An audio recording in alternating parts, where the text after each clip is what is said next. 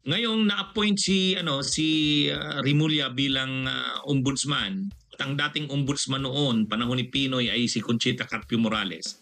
Naungkat na naman itong issue kay Joel Villanueva. Ha? Ay, si Joel Villanueva na naman ay talagang kahit anong pagmamalinis nito ni Joel Villanueva, marami talagang issue ito. At ang mga issue dito ay korupsyon, katiwalian. 6 na buwan matapos pumangalawa sa Senate race itong nagdaang eleksyon 2016, pinasisibak na agad sa pwesto si dating Sibak Party List Congressman at ngayon Senador Joel Tesdaman Villanueva. Napag-alaman kasi ni Ombudsman Conchita Carpio Morales na may anomalya umano sa paggamit ng kanyang pork barrel noong taong 2008. Sa opisyal na pahayag ng Office of the Ombudsman, guilty daw si Villanueva sa mga kasong grave misconduct, serious dishonesty at conduct prejudicial to the interest of service. Bukod yan, haharapin din daw ni Tesdaman ang 2 counts ng graft, 1 count ng malversation of public funds, at 1 count ng malversation through falsification of public documents. Lumabas daw kasi sa investigasyon ng Ombudsman na naglabas ng 10 milyong piso ang BBM na pork barrel ni Villanueva noong June 10, 2008 para sa mga agri-based livelihood projects sa iba't ibang bahagi ng Region 11. Ginamit daw ang pera sa pagbili ng mga binhi ng pechay, labanos, sitaw at mais. Pero nang beripikahin, wala naman daw na ipatupad na livelihood project sa naturang rehiyon. Hindi rin daw pwedeng taniman ang lupain ito ng mga gulay na nabanggit. At ang mga pangalan ng umano'y benepisyaryo ay wala sa listahan ng mga rehistradong botante at residente doon. Peke rin daw ang mga dokumentong isinumite ni Villanueva at ng kanyang mga tauhan.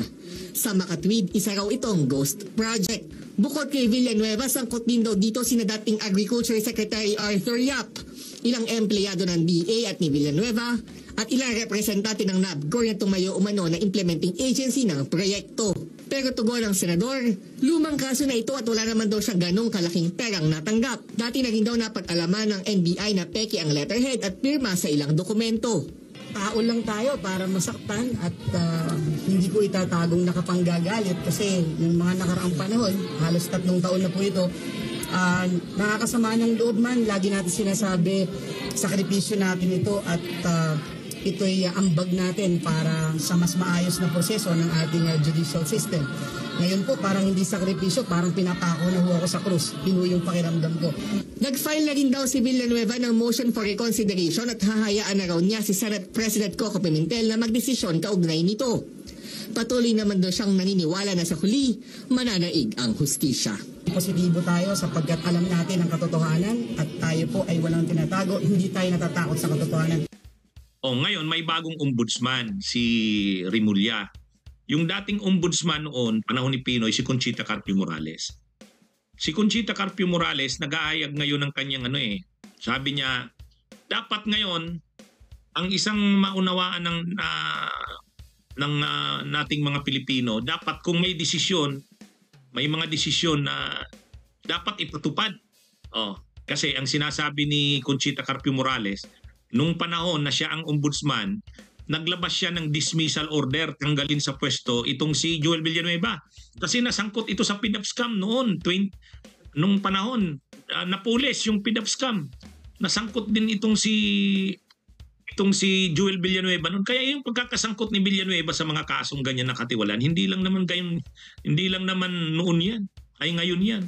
Noon pa, nasangkot na siya. Kaya nga sabi ni noong panahon na ombudsman itong si Conchita Carpio Morales, nag-order na siya na i-dismiss yan. Kaya lang ang ginawa ng Senado, hindi sinunod. Hindi sinunod yung dismissal ni Joel Villanueva. Kaya nakakalungkot, ito na, nag-react na ngayon si Conchita Carpio Morales. We are the laughingstock of other countries because we don't know how to enforce our law. We don't know how to implement the decisions that are spawned from legal proceedings. Ang tinutukoy niya nito, yun na nga, nung panahon na siya ang ombudsman, dinesisyon na yan. May desisyon na siya dyan kay Joel Villanueva. Tapos hindi naman pinatupad ng Senado. Kumbaga, dinipinsahan ng Senado noon si Joel Villanueva. Kaya yung mga sinasabi ni Villanueva na malinis siya, na wala siyang issue, hindi totoo yan. Noon pa, na-involve na siya dyan. Ayan ang patunay. Yan ang patunay. Kaya may sabi nga ni Attorney Jess Palses ito, Dear Ombudsman Boying Rimulya, please listen to one of the greatest, if not the greatest ombudsman to have ever served. Oh. Kaya ano ito kung mayroon na naman ngayon na mga orders laban dito kay Joel Villanueva, lalo dito sa nasasangkot na naman ito dito sa anomalya sa flood control, dapat sundin na yan.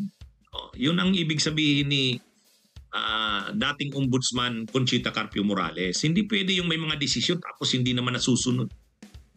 Kaya ito rin si Joel Villanueva, ikaw na naman, Joel Villanueva, nagmamalinis ka na wala kang mga kinasasangkutan ng mga issue. O yan, inilabas na ngayon ni retired Ombudsman Conchita Carpio Morales. Noon pala na siya ang ombudsman, 2016 yata, linabas yung order na yun.